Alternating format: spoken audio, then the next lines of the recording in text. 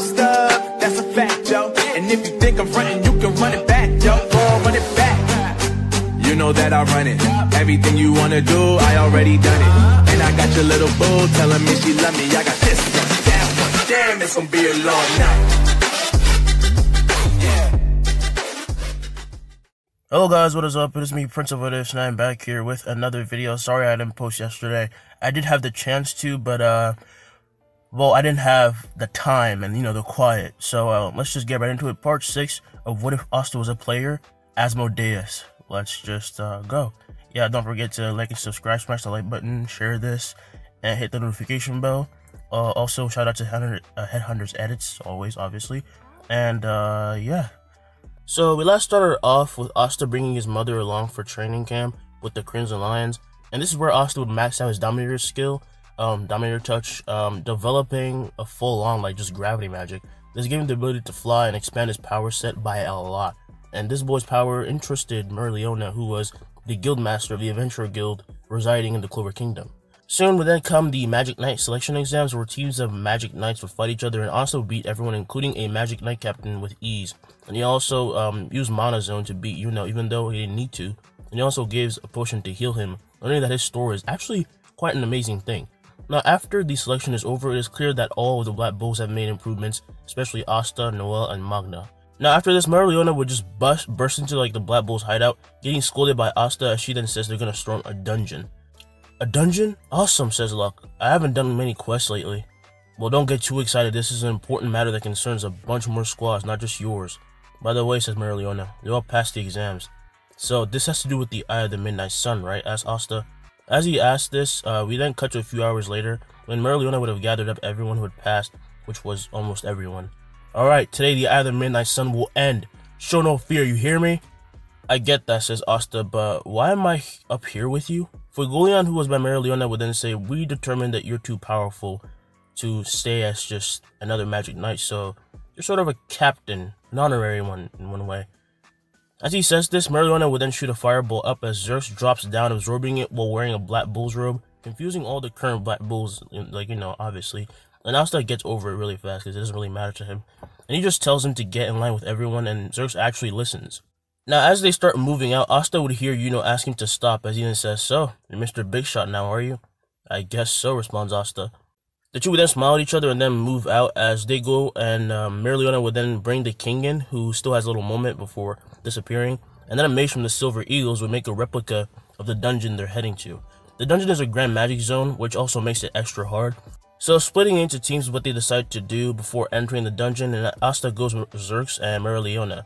Now, as they break into the dungeon, Asta's team would break through to find 3 mages waiting for them. Asta would put his hand out as a pulse of mana fills the tunnels they're standing in, and the mages in the front would just burst to pieces as he starts moving forward without a worry. Merliona would then pass him at high speeds, telling him to keep up, and he does, as Xerxes tries to as well. Now, every team is doing what is necessary to keep moving forward, and as they keep moving forward, Merliona is going crazy, beating up mage after mage, even though she's not enraged by Fuegoleon being hurt this time. And she's just going psycho. Soon they would stop, and this is when all of a sudden everyone notices there's 2 Astas. Asta would then look at his double and force bloodlust on it, making it dissipate as it jumps back, revealing to be Raya. Jesus, kid. Raya's forehead would then flare as an eye appears on it, giving him a huge boost in magic. You're not going anywhere. Asta would then grab Xerxes and start running away as Raya tries to catch them, but Merliona gets in his way. Good thinking, kid. I got this guy all to myself. Now, Raya and Merliona would fight as Asta increases speed, disappearing from sight, and Raya would say, damn it. Well, it should be fine. The plan is still in motion. You can't solve everything with pure strength, kid. Little did Raya know, however, Asta and Merliona are very alike in the way that they are both just pure forces of nature, and he was about to find out what it was like to fight one of them. Now, as they keep moving towards this weird mana, both Xerxes and Asta, as they keep moving forward, Asta would say they should be fighting right about now. Unfortunately for them, I kept one of the stones in my inventory. He would then head straight forward as we cut to the entire Clover Kingdom being saved by Julius, as he's using a giant magic circle to stop the attack of light arrows on the kingdom. Now, as he does this, Lick moves as fast as possible, going to ram a sword in his gut, when his blade made of light is just cut to nothing. Flying still, he would fall back looking at his hands, which were also just bleeding, and this is when Yami would land nearby. He, including Julius and Lick, would then see an insectoid creature come out of Julius' shadow. That kid, you just can't help yourself, says Yami, being relieved. and Barry would flap his wings as he appears right in front of Lick, cutting his cheek and making him create a bunch of light spears that he instantly launches at Barry. Barry, however, would backhand the light spears away with ease. "My lord has not allowed me to kill you yet. It seems I must separate you from this human immediately." Lick would then yell, "We're bound to one another. You think a bug like you can interfere with destiny, with fate?" Barry would then chuckle. He starts flying closer and closer. Meanwhile, Lick just keep trying to kill him or whatever, but he's just dispersing his attacks with ease, every single one of them. Now, as he got close, Lick would then be clawed, but while Barry did this, he also ripped out vengeance out of him, and Yami just caught him. So essentially, Lick is now back to a single entity once again. "How is this possible?" wondered Lick. "It's a simple matter of entangling the magic that binds you together, and then, poof." "No matter what you do in the end, you will meet your end, elf." "What? How does he know that?" "Damn it," says Lick. He would then disappear using an emergency teleporting device, and this is when Vengeance would just wake up. Well, barely. Barry would then fly over to Julius and give him a high rank magic recovery potion, which is usually the color blue, but this one is clear. Now as Julius drinks it, he regains all of his magic and he hears the cheers of the kingdom, but then he realizes that the stones that he had been keeping safe were taken. "Worry not, human. My lord has the last stone needed," says Barry. It would then turn into a shadow and dissipate, returning to Asta's collection. We then zoom in on Asta as Zeus would reflect Merliona's attack, destroying a wall in front of them.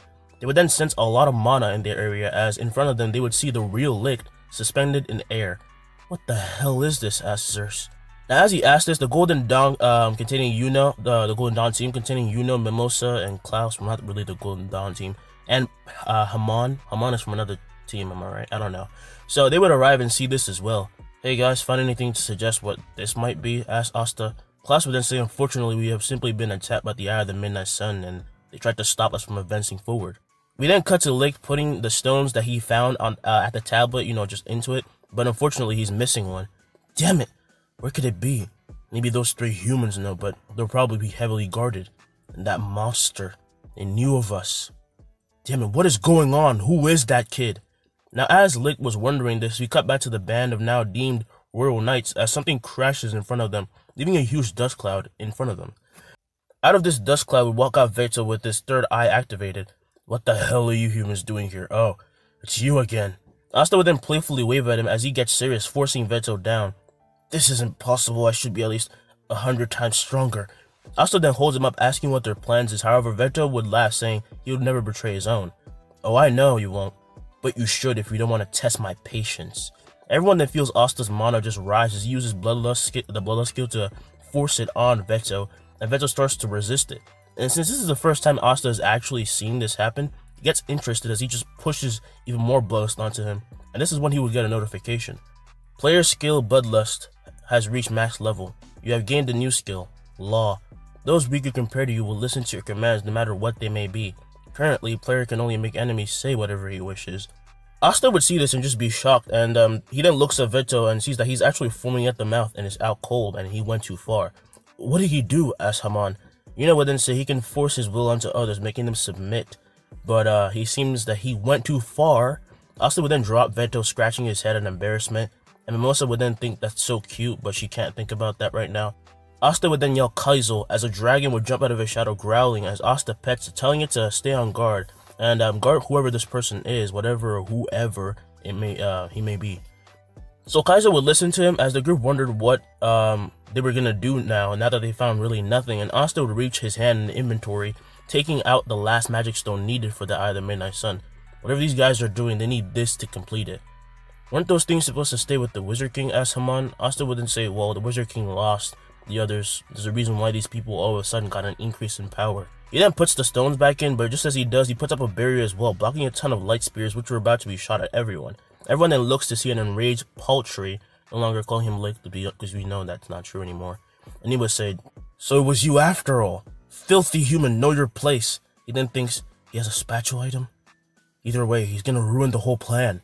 Now as he thinks this, Asta appears behind him while flying, and in an instant his stomach would have a huge hole in it, just from Asta's dagger blow. "I'm so glad he's on our side," says Klaus while pushing up his glasses. This time Asta doesn't hold back as he starts using Vital Strike over and over and over again, and Lick will be trying to dodge, but not only can he not heal right now, his organs just keep getting pinpointed and destroyed every single time. Now by this point, Lick would look like a freaking ragdoll as Asta points at him, activating his white flame skill. Now, using his gravity magic, he then focuses the flame instead of just spreading it, and he lights Paltry on fire without burning his own clothes. He would then fall to the ground screaming in pain as Asta lands down, telling everyone to stay away from him because if they touch the fire, they will die. No, this isn't how. This is how it's supposed to go. Wait, it doesn't hurt anymore? What is this? I don't want... Paltry would then die as Asta also lights Vito on fire, surprising everyone as they didn't know he had fire magic as well. The flame is so pure and white, thinks Vito and Paltry would then waste away, and as he does this, Merleona would have just killed Raya because he did not get the extra power up. Everything would then be going pretty well, and Asta gets a notification. The player will transform. It is time for the monarch to revive. All of a sudden, Asta would then burst with magic as his eyes go completely purple and he starts floating in the air. This burst of magic would push everyone back as it also dissipates Licht to nothing, leaving him suspended in the air where Licht once was. Mimosa would then ask, "What's wrong, Asta?" As she says this, a giant portal would just appear above everyone, a huge purple portal that cuts off the top half of the current dungeon they're in. "It's a dungeon break," yells Now out of the portal would then come a figure purely black, and this person describes himself as Zagrid, a demon, shocking everyone. Zagrid then looks to Asta floating in the air. "It's almost time. Soon our true lord, our leader, will arise, but for now I guess I get to have a little fun with you humans." Everyone in the dungeon and the entire kingdom would then feel this domineering power of this so-called demon. So we then switch to Lichita as she's home picking up some food from the orphanage. And as she's going back home, being a weak mage, but a mage nonetheless, she feels this energy. "Asta," she says. We then cut to Asta actually opening his eyes, asking, "What's going on?" He would then stand up and wipe his eyes and look forward to see a war with multiple races he can't even describe. Asta would then turn back, feeling this familiar energy, and he looks up to see the demon monarch, and this person looks at him. "Who are you?" asks Asta. "I'm the monarch Asmodeus. Walk with me." Asta would then follow Asmodeus, even though he doesn't know him, but he just feels like this sort of kinship with him. Asmodeus and him would then walk through the war in front, but then soon he realizes it's all an illusion, it's not real. Now as they keep going through the illusion, soon it all disappears, and Asta notices it, freaking out as he asks, "What is going on? What are you? Are you the system?" Asmodeus would then turn around chuckling, saying, "I am not, but I did make it." Asta would then be asking why, waiting in suspense, when Asmodeus would then only answer that he was just tired of everything. He would then explain that he is indeed the king of demons, and he has multiple powers. The white flame that Asta inherited is essentially the heart of the demon realm. It is the single most powerful thing ever to exist on this planet, and he used to be able to harness its power. "If I'm getting this right, that I'm replacing you? I'm the new demon king?" yelled Asta. Asmodeus would then laugh, saying, "Indeed," and then puts his hand on Asta's shoulder, saying, "Taking my place does not mean you have to be ruthless. I wasn't, but all of this happened. But this is your role, whether or not you like it. You were chosen." "What is this, some destiny thing?" asked Asta. Asmodeus would then say, "What? No, it was by accident. The system constructs a dungeon that pops up everywhere. You just happened to fall into it. Matter of fact, do you remember this place?" The battlefield will then transform into the dungeon where he got his powers, and Asta looks around, but he doesn't see that giant statue that freaked him out. However, Asmodeus would then say that he is the statue. In his prime, Asmodeus was essentially a god, so he left a little bit of himself behind to help the player, just like a little piece of his soul everywhere. And the demon monarch would then touch Asta's chest as he starts to dissipate, but before he disappears, he whispers something to Asta. As this happens, Asta would then open his eyes with purple energy flowing out of him when he sees being just like, a badass, leading everyone like against the charge against the demon. Now as Zagrid blows back the mages, he would then look up to see Asta has awoken. Every mage including, every mage including the Black Bulls, Crimson Lions, Silver Eagles, Praying Mantises would be there as well as Merleona, and they had been fighting Zagrid for about 2 hours now, straight, 2 hours straight. Now as for Asta, he would be thinking, I feel so calm. Man, they destroyed the dungeon just for one demon? You would then see Zagrid fly up to him as he bows. "My lord, I assume you have returned." "Asta, is that you?" "Asta," yells Asta then says nothing, however, as he tells Zagrid to stop bowing, and he starts to float down as he sees the battered mages when he lands. "Asta, please tell us it's you," asked Noel. Everyone in the crowd felt Asta's ominous magic and felt the need to attack. However, moved forward without fear, as even Belle told him not to. "Asta, say something." Your friend is gone. There's only destruction waiting. Zagreus would then be cut off by Asta laughing, confusing everyone as he then says, "You guys look so scared. You really thought I'd kill you." Yuno would then sigh in relief as with everyone, and he smacks Asta on the head, calling him an idiot. "How is this possible?" wonders Zagreus. Asta would then turn around and look at Zagreus, and in an instant he is cut to pieces, and this includes his heart. "Because I would never hurt my comrade," says Asta. Asta then lifts his hand, pointing it at the portal as it shatters and it implodes on itself. "Player has gained the Black Heart and is the true Demon Monarch," says the system. "Shadow abilities have evolved. New skill, Command. The Monarch has now gained control over all demons in the demon realm and can control portals to the dungeon and create portals to anywhere." Asta would then see this pop up and a bunch of other skills evolve, like his Vital Strike and his Curse skill, but right now his body is not like actually able to use it. He does have the Black Heart like Jin does right now, but you know, he hasn't gotten used to it. But the system is made for that. Soon Asta will be able to use all of his skills and he will essentially be a god. Now as Asta stops the dungeon, he then sighs as everyone looks at him in shock. The captains would then step up out of the crowd and stand in front of Asta, shielding him. "You may not mention what you have seen today," says Nozel. "We have seen something that defies the very logic of our world. Do not let anyone hear about this until we or the Wizard King allow it."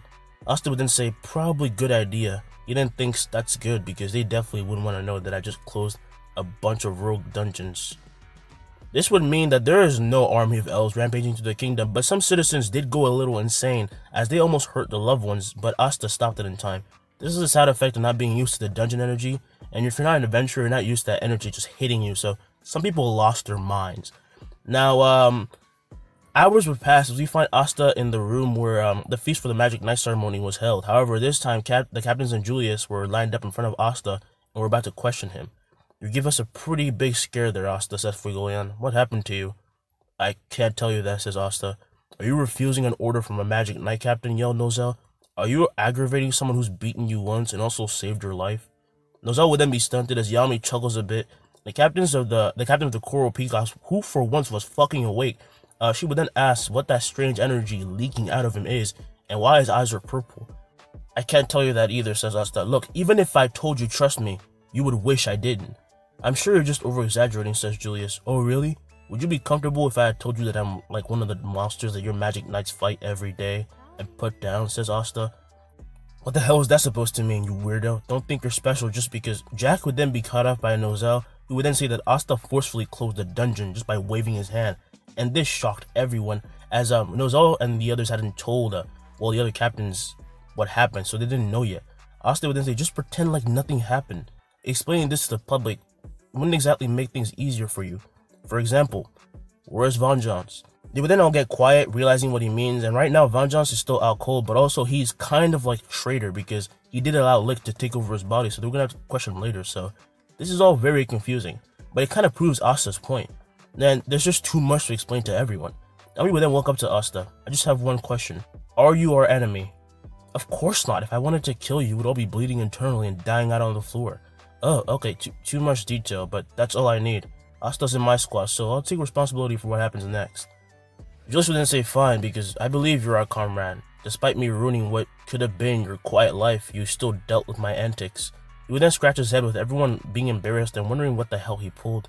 So Asta and Yami will return to the Black Bull's hideout as when they entered, instantly everyone just dogpiles Asta, wondering where like the hell he was. Sorry, I'm back. I'm happy that you guys aren't weirded out." They would then get off him as he dusts himself off. Noah would then say, "What you did was pretty impressive, but I'm royalty. I have to keep integrity and nobility in moments like that." Luck would then say, "If anything, it just makes me want to fight you even more." Asta would then be happy that nothing much has changed, as Stormy would then jump on him, snuggling him just because she could. However, Asta would then remember something as he asks if he can just go up to his room for a bit. Stormy would then get off as they say sure, and as soon as Asta leaves, everyone in the room would drop to the ground. "Doesn't he realize how much mana he's oozing out?" says Magna. Ghost would then say, "I felt like my entire body was screaming at me to get away from him." Gordon would then say, "His mana actually has the same type of feeling that my family's hex magic does." "I feel like he's gotten way better looking," says Charmy. Vanessa would then yell at her, telling her that's what you noticed. That's all you noticed. Seriously? Everyone would then look at Yami, wondering how he's doing, and he seems to be doing fine for some reason, but it is Yami. Also, it's because of his dark magic. So as Asta leaves, he goes and finds Henry. Now, as he's at his door, he would ask the system why Henry can't take magic from him. His curse originates from the monarch himself. Asta is shocked to hear this, but the system also clarifies that all demons associated with the monarch, which is every demon because the demons were made by the monarch, when they affect humans with things like curses or the curse weg, it directly relates to him because, well, he made them, so their energies are kind of linked. But he can choose to release the curse whenever he wants. Now, reading this, he will be very happy as he gets ready to go in. Wait, is the system growing as well? Thinks Asta. He would then disregard this thought as he would then enter the room. Hey, Asta, says Henry. Now, as Henry says this, we cut back to the other Black Bulls when they would start to hear footsteps of two people and they're finally up on their feet. They're feeling a little better. And they would get on guard when out comes Asta with the man with the long blue hair. And Asta's just kind of helping him walk. Hello, guys. This is Henry. Ami would then stand up in a bit of a panic, but he then notices that he's not being sapped of mana. What did you do? I removed his curse. Everyone would then approach Henry as he speaks normally, and he's part of the Black Bulls, but his disability has been holding him back, and that's what Yami says. But now he can officially become a Black Bull again. Now, as the others are getting to know Henry, Asta's eyes would then shine as he realizes that he has a little something to do. He goes outside and opens a portal and will walk through as he arrives to a certain area, all too familiar. And even though he literally saw the faces of his teammates saying, wait, you can fucking undo curses? You just didn't give a fuck, but he'll answer it later. This was the place he arrived at was where he showed Yuno his power for the first time ever. And he sticks his hand out as everything starts to rumble, and out of the wall next to him bursts out a grimoire that goes into Asta's hand directly. Anti-magic. Pretty interesting. Quite the adversary. Let's have a talk, shall we? He would then touch the grimoire and force Libe out of it, unsealing him as he is then freed from the grimoire and reappears in the human world once again. I'm back. I'm back. Finally. Wait, who are you? Who the hell are you? Now as Libe looked at Asta, he saw and remembered another face. Lichita? Asta would then grab the demon by the neck, saying, how do you know my mother's name? What is Libe's relation to Lichita? How strong is Asta now?